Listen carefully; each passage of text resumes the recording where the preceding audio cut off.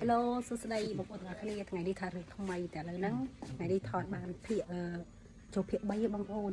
តែឥឡូវហ្នឹងទូកំពុងទៅថតអញ្ចឹងណាហ្នឹងហើយឥឡូវនោះទូខាងក្រោយគាត់នៅអង្គុយខាងក្រោយហ្នឹងអញ្ចឹងឥឡូវហ្នឹងចាំមើលតាមដានទាំងអស់គ្នាចាធ្វើអីហ្នឹងសេរីធ្វើអីគេហ្នឹង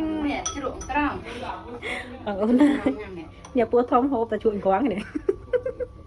ចូលចិត្តធ្វើឲ្យចាស់តាញ៉ាំថ្ងៃហើយឥឡូវធ្វើចាស់ដល់ធ្វើឲ្យមេនេះបងប្អូននេះ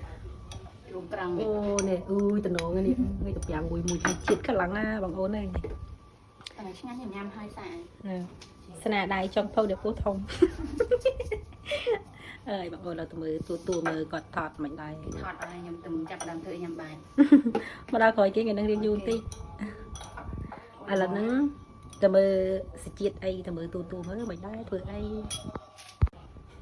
មេក្តាប់មកធ្វើស្អីគេទៅណា